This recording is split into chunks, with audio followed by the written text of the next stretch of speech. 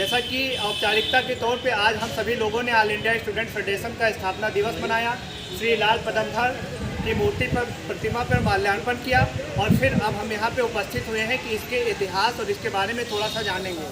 जैसा कि आप सभी जानते हैं, ऑल इंडिया स्टूडेंट फेडरेशन देश का प्रथम और पुराना छात्र संगठन है, जिसकी स्थापना 12 अगस्त 1936 ईस्वी को हुई थी। इसकी स्थापना किस परिस्थितियों में हुई, क्यों हुई, कैसे हुई, इस पर हम थोड़ा सा संक्षेप में प्रकाश डालने का प्रयास करेंगे।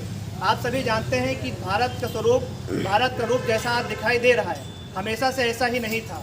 इसमें सामाजिक, आर्थिक, भौगोलिक, राजनीतिक, वैचारिक हर स्तर पे तब से लेकर के अब तक बहुत सारे परिवर्तन हुए हैं। 1936 वो समय था जब ब्रिटिश कॉलोनियल शासन भारत में राज कर रहा था।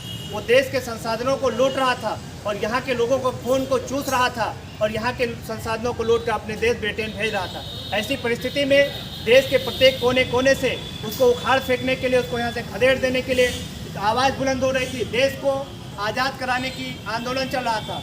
ऐसी परिस्थिति में 1936 वो समय था जब लोगों को यह एहसास होने लगा कि आई एम कमिंग डेज, देश हमारा आज़ाद हो जाएगा। लेकिन एक आज़ाद भारत में, हिंदुस्तान में छात्रों का भविष्य क्या होगा, उनके नेतृत्व कौन करेगा, उनके भविष्य के लिए कौन सोचेगा, इसके लिए कोई ऑर्गेनाइजेशन नहीं था। इसके अतिरिक्त सभी लोगों का अपना संगठन था। व्यापार के लिए अलग था, डॉक्टर्स का अलग था, मास्टर, मतलब जितने भी लोग, सबका अलग अलग संगठन था।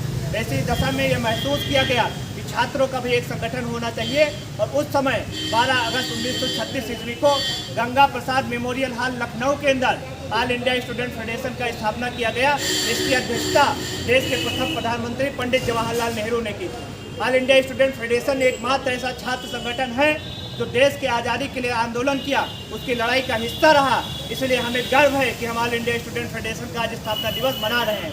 साथियों, आज वर्तमान को देख करके आपको ऐसा लगता होगा, हम सोच सकते हैं कि हमारी संख्या नहीं है, हम बहुत बड़े ऑर्गेनाइजेशन नहीं है, हमारे पास नंबर्स नहीं है, कोई बहुत बड़े बड़े ग्रेट फेस नहीं है।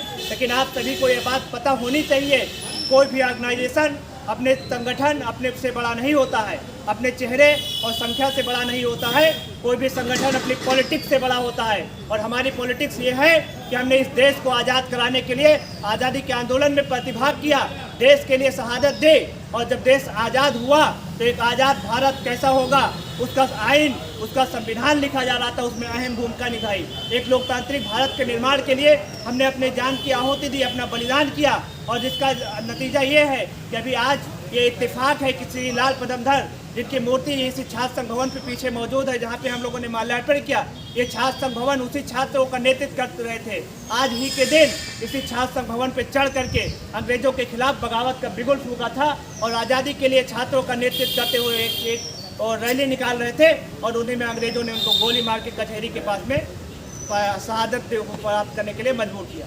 तो आज ये इत्तेफाक है कि आज ही के दिन हम ऑल इंडिया स्टूडेंट फेडरेशन का स्थापना दिवस भी मना रहे हैं और श्री लाल पदमधर का शहादत दिवस भी मना रहे हैं। तो साथियों, हमारी पॉलिटिक्स यही है कि हमने इतिहास में मूल्यों के लिए लड़ा है, लोकतंत्र के लिए लड़ा है, संविधान के लिए लड़ा है और इसीलिए आज के समय में जब इस लोकतंत्र पे, इस आज़ादी पे फिर से हमें गुलाम बनाने की प्रयास किया जा रहा है, तो हमारी जिम्मेदारी और भी अहम हो जा रही है कि हम उस आज़ादी को बचाने के लिए, उस संविधान को बचाने के लिए लड़ें। आज हमारे पास संख्या कम है, ये सही बात है, हो सकती है, लेकिन आपको यह भी मालूम होना चाहिए कि समाज में हमने ये देखा है कि संख्या बहुत बार जिसके साथ में ज़्यादा होती है वो सही नहीं होते हैं। ऐसा तब देखा गया जब सुकरात यूनान की गलियों में चल चल के बता रहा था, लोगों को बोल रहा था, प्रयास कर रहा था, सत्य बता रहा था। उस समय समाज के लोगों ने उसको स्वीकार नहीं किया और 251 मतों के बजाय 280 मतों से उसको जहर का प्याला दिया गया, उसको दोषी करार दे करके उसको जहर का प्याला दिया, उसको मार दिया गया। कहने का मतलब यह है, संख्या उस समय सच के साथ में नहीं थी। बहुत बार ऐसा होता है कि मेजोरिटी जिस चीज़ को बिलीव करती है वो सच नहीं होता है और जो सच होता है उसको किसी के समर्थन की ज़रूरत नहीं होती है। साथियों, तो हम लोगों ने जो पहल की है, ऑल इंडिया स्टूडेंट फेडरेशन की जिम्मेदारी ऐसे में बढ़ जा रही है। आज हर तरीके से देश पे अटैक हो रहे हैं, परिसरों में अटैक हो रहे हैं और आपको एक बात हम ये भी बता देना चाहते हैं कि ऑल इंडिया स्टूडेंट फेडरेशन 1936 में स्थापना के बाद न सिर्फ छात्रों का नेतृत्व किया, न सिर्फ उनकी लड़ाइयाँ लड़ी, बल्कि परिसरों में घूम घूम करके लोगों को इकट्ठा कर करके आज़ादी के आंदोलन के लिए प्रेरित किया, उनको एक किया, एकजुट किया। और फिर हमारी जिम्मेदारी फिर से वही है कि हम उस इतिहास को दोहराएं, उस लिगेसी को दोहराएं।